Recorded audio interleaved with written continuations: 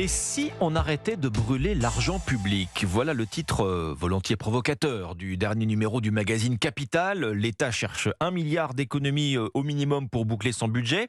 Il y a sans doute plus de marge que cela, visiblement. L'enquête de Capital a permis de trouver 23 milliards à économiser sur nos deniers publics. Votre invité pour en parler sur Europe 1, Alexandre Lemaire. Vous recevez Emmanuel Kessler, directeur des rédactions économiques de Prisma Media et donc de Capital. Bonjour Emmanuel Kessler. Bonjour. Alors c'est un dossier très riche que vous publiez ce mois-ci dans Capital. Vous consacrez plus de 20 pages à ces dépenses publiques que vous avez épluchées et que l'État, concluez-vous, pourrait facilement s'épargner. Ce qui vous fait dire à la une, et si on arrêtait de brûler l'argent public? Ça veut dire qu'on en est là, que l'État dilapide trop souvent ses ressources?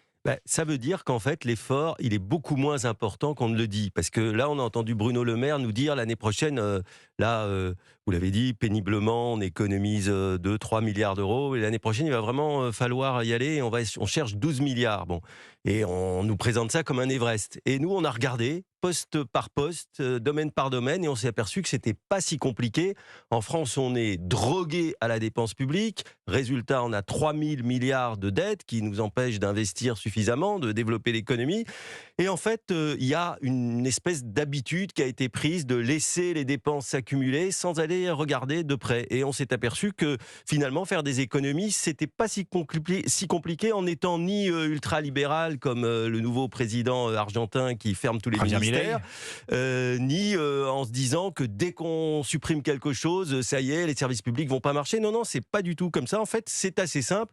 Les économies d'argent public, ça se ramasse à l'appel. Alors, à l'appel, 23 milliards d'euros d'économies possibles, c'est la conclusion de votre dossier, très fouillé. Vous avez sorti la calculatrice, il y en a des chiffres. Donc, on va commencer par le secteur de la santé, puisque c'est la plus grosse source d'économies possible, selon votre dossier, Emmanuel Kessler. Près de 12 milliards d'euros d'économies possibles. Comment on y parvient?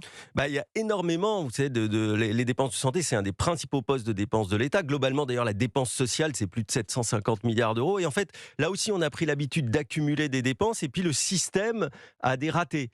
Par exemple, les dépenses de médicaments, là-dessus, il y a énormément de mauvaises prescriptions, de boîtes de médicaments qui restent dans les pharmacies sans être utilisées. Donc, on peut économiser sur les dépenses de santé 11 milliards d'euros, c'est le chiffre qu'on a trouvé. Ça n'a pas été très compliqué, on regarde les rapports de la Cour des comptes, les rapports parlementaires qui sont très riches, quelques think tanks qui ont épluché tout ça. Et puis il y a aussi un autre domaine, c'est l'hôpital. Il y a un système dans l'hôpital qui fait que plus vous faites d'actes, plus vous faites d'examens, plus vous faites passer de radio, plus l'hôpital voit ses dotations se renforcer. Et ça, c'est totalement pervers. C'est une machine infernale.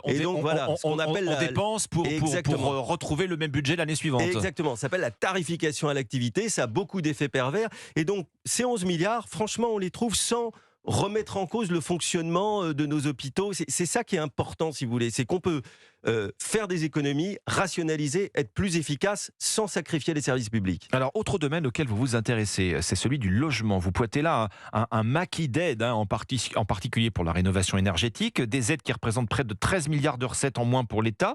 Vous dites quoi? Que toutes ces aides ne sont pas justifiées, qu'elles ne sont pas efficaces? Mais non, justement, là aussi, c'est pareil. Il y a au total 40 milliards d'euros d'aide au logement et à la construction dans ce pays. Résultat, il n'y a jamais eu autant de gens qui cherchent un logement social. On n'a jamais construit aussi peu. Ça coûte cher, ça pèse dans le budget des ménages. Donc, c'est un truc qui ne marche pas. Donc, il faut aller regarder.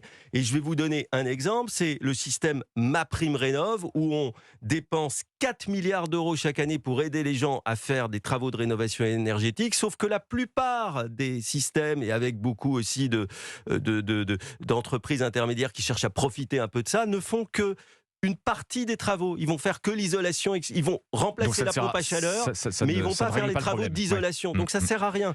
Donc ce qu'on dit simplement, c'est vous ne supprimez pas, mais vous regardez, vous faites un filtrage. Et là, on a réussi à économiser sur ces 40 milliards, 8 milliards d'euros par an, sans sacrifier le secteur du logement. Il y a eu aussi ce fameux dispositif Pinel, mais là, le gouvernement est en train d'y revenir, qui finalement a poussé les promoteurs à augmenter les prix et n'a pas vraiment servi le développement de la construction de logements. Bien. Bien, le train de vie de l'État, Ah, des ça, c'est très administrations, intéressant. du gouvernement. Vous mentionnez des consultants à 1 500 € la journée qui assurent des tâches de fonctionnaires. Vous ciblez aussi le train de vie du gouvernement, les privilèges. Ouais. Emmanuel Kessler. On a 41 ministres. On a 2800 personnes qui travaillent autour des cabinets des ministères, 565 conseillers ministériels. C'est ce qui fait dire à Jean-Pierre Jouyet, qui n'est pas un ultralibéral, c'est l'ancien secrétaire général de l'Élysée, sous François Hollande, qu'on a le gouvernement le plus cher de la Ve République.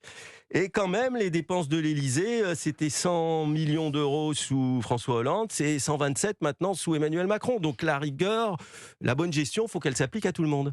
Il faut qu'elle s'applique à tout le monde. Et effectivement, avec le projet de budget 2024, vous l'avez dit, Bruno Le Maire s'engage à réduire la dépense publique. En tout cas, il le cherche. On ne va pas s'en sortir d'un claquement de doigts. On a une dette qui dépasse 110% de notre produit intérieur brut. Mais vous nous dites sur Europe 1 et avec votre dossier dans Capital, Emmanuel Kessler, que c'est à portée de main. Et si on arrêtait de brûler l'argent public, vous avez donc trouvé 23 milliards d'économies à faire. C'est à lire dans votre dernier numéro de Capital qui sort aujourd'hui même en kiosque. Merci Emmanuel Kessler. Merci à vous. Directeur des rédactions économiques de Prisma Média et donc du magazine Capital. Europe 1, il est 6h40.